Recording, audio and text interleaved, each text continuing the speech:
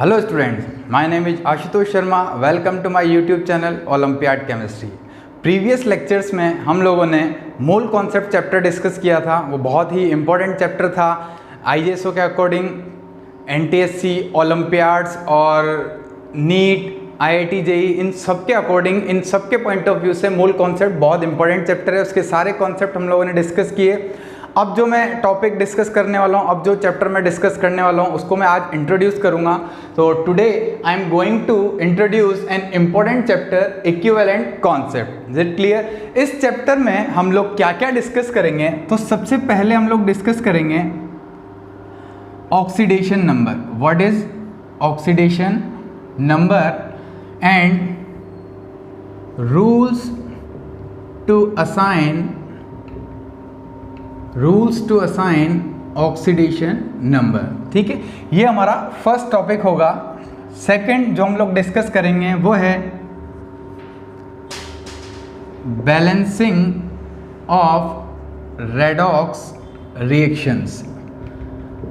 Second topic जो है वो हम लोग देखेंगे रेडॉक्स रिएक्शंस की बैलेंसिंग। एसिडिक मीडियम में कैसे बैलेंस होगा, बेसिक मीडियम में रेडॉक्स रिएक्शन कैसे बैलेंस होता है, ये सब हम लोग डिस्कस करेंगे सेकेंड टॉपिक में। थर्ड टॉपिक है अपने पास लॉ ऑफ इक्विवेलेंस।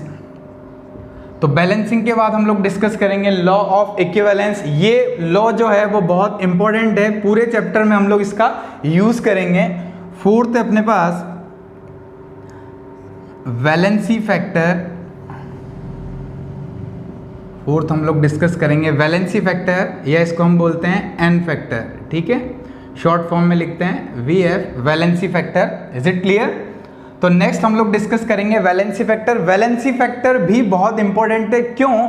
क्योंकि इस पूरे चैप्टर में मेन जो है वो है वैलेंसी फैक्टर। क्योंकि अगर आप लोगों को वैलेंसी फैक्टर पता होगा तो आप बहुत इजीली इक्विवेलेंट वेट कैलकुलेट कर सकते हो, और अगर आप लोगों को इक्विवेलेंट वेट पता है तो आप लोग easily number of equivalents calculate कर सकते हो। अगर वैलेंसी फैक्टर पता है और मोल आपको पता है तब भी आप direct number of equivalent calculate कर सकते हो। ठीक है, नेक्स्ट हम लोग डिस्कस करेंगे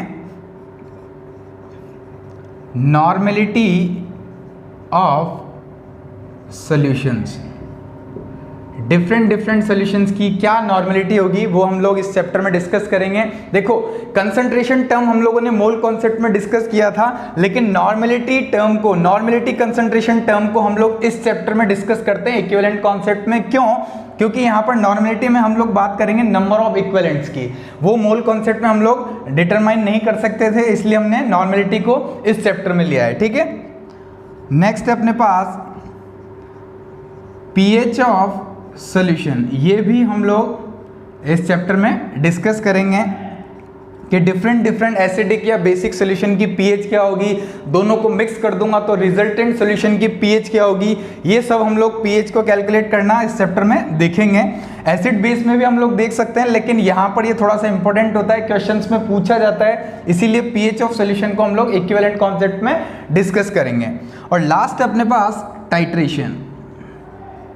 इस चैप्टर में टाइट्रेशंस भी बहुत इंपॉर्टेंट है। हम लोग हर तरह की मैक्सिमम टाइट्रेशंस इस चैप्टर में कवर करेंगे। ठीक है, तो सबसे पहले हम लोगों ने डिस्कस किया, यहाँ पर हम लोग डिस्कस करेंगे oxidation number and rules to assign oxidation number.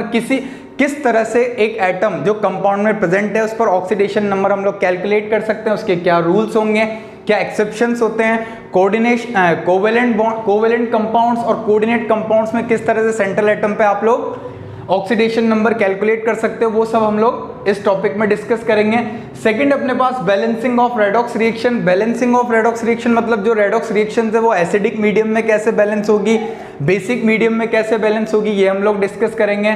Next अपने पास लॉ ऑफ इक्विवेलेंस। ये पूरे चैप्टर के लिए बहुत इंपॉर्टेंट है, ये सब जगह पर यूज आएगा, तो इसको हम थर्ड टॉपिक ये हमारा है, इसको हम लोग इस चैप्टर में डिस्कस करेंगे। नेक्स्ट अपने पास valency factor. Valency factor also an important topic. ठीक है, फिर हम बात करेंगे नॉर्मेलिटी की। मोल कॉन्सेप्ट में हम लोगों ने मोलरिटी डिस्कस किया था, वो बहुत इंपॉर्टेंट था। इक्विवेलेंट कॉन्सेप्ट में नॉर्मेलिटी काफी इंपॉर्टेंट होता है। फिर हम बात करेंगे पीएच ऑफ सॉल्यूशन की। एसिडिक सॉल्यूशन का पीएच कैसे कैलकुलेट करते हैं, बेसिक का कैसे कैलकुलेट करते हैं, दोनों को मिक्स कर दूं या दोनों सिमिलर टाइप के सॉल्यूशन को मिक्स कर दूं तो रिजल्टेंट का पीएच क्या होगा, ये सब हम लोग इस चैप्टर में डिस्कस करेंगे। और सबसे लास्ट है टाइट्रेशन।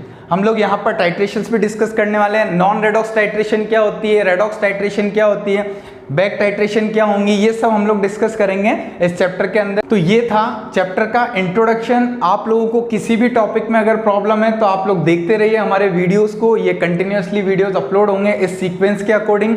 Is it clear? तो आप लोगों को वीडियो अच्छा लगा है तो वीडियो को लाइक करें, हमारे चैनल को सब्सक्राइब करें। Thank you.